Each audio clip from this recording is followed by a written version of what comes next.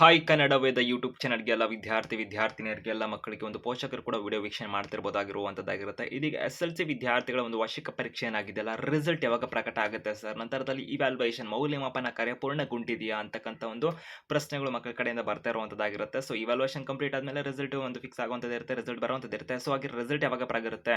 So ಇದಕ್ಕೆ ಸಂಬಂಧಪಟ್ಟಂತೆ ಇಲಾಖೆಗೆ ಒಂದು ಮಾಹಿತಿಗಳು ಏನಿದಾವೆ ಸದ್ಯಕ್ಕೆ ಅದೆಲ್ಲದರ ಮಾಹಿತಿನ ವಿಡಿಯೋದಲ್ಲಿ ತಿಳ್ಕೊಂತಾರೆ. ಹೆಚ್ಚು ಅಪ್ಡೇಟ್ಸ್ ಇನ್ಫಾರ್ಮೇಷನ್ ಮಾಹಿತಿನ ನಮ್ಮ ಕನ್ನಡ ವೇದ ಯೂಟ್ಯೂಬ್ ಚಾನಲ್ ನಿಮಗೆ ನಿರಂತರವಾಗಿ ಕ್ವಿಕ್ ಆಗಿ ಅಪ್ಡೇಟ್ಸ್ನ ನಿಖರವಾಗಿ ಸ್ಪಷ್ಟವಾಗಿ ಕೊಡ್ತಿರ್ತೀವಿ. ಅದಕ್ಕೆ ಕನ್ನಡವಾದ ಯೂಟ್ಯೂಬ್ ಚಾನಲ್ಗೆ ಹೊಸದಾಗಿ ವಿಡಿಯೋ ನೋಡ್ತಿರೋರು ಚಾನಲ್ಗೆ ಸಬ್ಸ್ಕ್ರೈಬ್ ಆಗ್ಬೋದು, ಬೆಲ್ ಐಕಾನ್ ಕೂಡ ಕ್ಲಿಕ್ ಮಾಡ್ಬೋದು ಅಂತ ಹೇಳ್ತಾ, ಸೊ ಇದಕ್ಕೆ ನಿಮಗೆ ಇರತಕ್ಕಂಥ ಒಂದು ಪ್ರಶ್ನೆಗೆ ಒಂದೊಂದಾಗಿ ಉತ್ತರನ ತಿಳ್ಕೊಂಬರ್ತಾರೆ.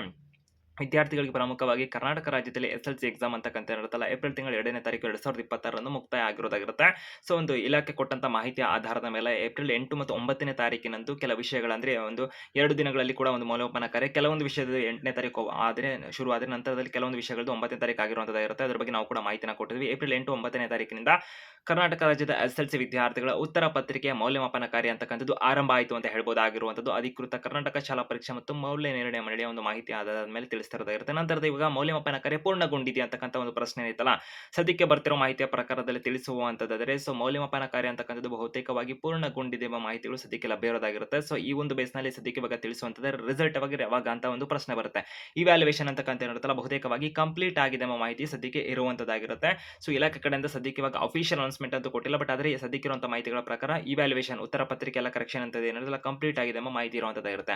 ಓಕೆ, ನಂತರದಲ್ಲಿ ಇನ್ನೊಂದು ಪ್ರಶ್ನೆ ಏನಾಗಿದೆ, ರಿಸಲ್ಟ್ ಯಾವಾಗ ಅಂತ ಒಂದು ಪ್ರಶ್ನೆ ಇದೆ. ಸೊ ರಿಸಲ್ಟ್ಗೆ ಸಂಬಂಧಪಟ್ಟಂತೆ ಕೆಲವೊಂದು ವಾದಗಳು ನಡೀತಿರೋದಾಗಿರುತ್ತೆ, ನಿಮಗೆ ಕೂಡ ಗೊತ್ತಿರುವುದಾಗಿರುತ್ತೆ ಅಥವಾ ನಮ್ಮ ಕನ್ನಡ ವೇದ ಯೂಟ್ಯೂಬ್ ಕೂಡ ಮಾಹಿತಿನ ತಿಳಿಸಿದ್ವಿ. ಏನಂದ್ರೆ ಒಂದು SLC ವಿದ್ಯಾರ್ಥಿಗಳಿಗೆ ತೃತೀಯ ಭಾಷೆ ಅಥವಾ ಥರ್ಡ್ ಲ್ಯಾಂಗ್ವೇಜ್ ಸಂಬಂಧಪಟ್ಟಂತೆ ಗ್ರೇಡ್ ಅಂತಕ್ಕಂಥದ್ದು ಏನಿತ್ತಲ್ಲ, ಗ್ರೇಡ್ ಕೊಡ್ತೇವೆ ಅಂತ ಶಿಕ್ಷಣ ಇಲಾಖೆ ಮಾಹಿತಿನ ಕೊಟ್ಟಿದ್ರು, ಅಂದ್ರೆ ಶಿಕ್ಷಣ ಸಚಿವರೆಲ್ಲ ಮಾಹಿತಿನ ಕೊಟ್ಟಿದ್ರು. ಕರ್ನಾಟಕ ರಾಜ್ಯದಲ್ಲಿ ಒಂದು ಮಹತ್ವದ ಬದಲಾವಣೆಗೆ ಕೂಡ ಕೈ ಹಾಕಿದ್ರು ಅಂತ ಹೇಳ್ಬೋದು. ತೃತೀಯ ಭಾಷೆ ಅಥವಾ ಥರ್ಡ್ ಲ್ಯಾಂಗ್ವೇಜ್ಗೆ ಸಂಬಂಧಪಟ್ಟಂತೆಲ್ಲ ಮಾಹಿತಿನ ಕೊಟ್ಟರು.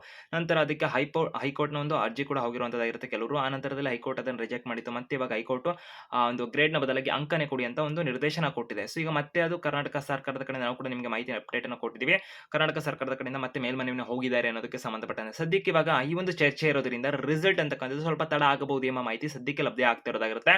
ಅಂದ್ರೆ ಮೌಲ್ಯಮಾಪನ ಕಾರ್ಯ ಅಂತಕ್ಕಂಥದ್ದು ಪೂರ್ಣಗೊಂಡಿದ್ರೂ ಕೂಡ ರಿಸಲ್ಟ್ ಏನಿದೆಯಲ್ಲ ಅಭ್ಯರ್ಥಿಗಳಿಗೆ ಒಂದು ಮಕ್ಕಳಿಗೆ ರಿಸಲ್ಟ್ ಇಲಾಖೆ ಕಡೆಯಿಂದ ಹಿಂದೆ ಮಾಹಿತಿಯನ್ನು ಕೊಟ್ಟಿದ್ರು. ಏಪ್ರಿಲ್ 24ನೇ ತಾರೀಕಿನಂದು ಸಂಭಾವ್ಯ ದಿನಾಂಕ ನಾವು ರಿಸಲ್ಟ್ ಅನ್ನು ಪ್ರಕಟ ಮಾಡುವಂತ ಗುರಿನ ಹೊಂದಿದ್ದೀವಿ ಅಂತಂದ್ರೆ ಸಂಭಾವ್ಯ ಅಂದ್ರೆ ತಾತ್ಕಾಲಿಕ ಆಗಿರುತ್ತೆ, ಅದೇನು ಫಿಕ್ಸ್ ಅಂತ ಅವ್ರು ಹೇಳಿಲ್ಲ.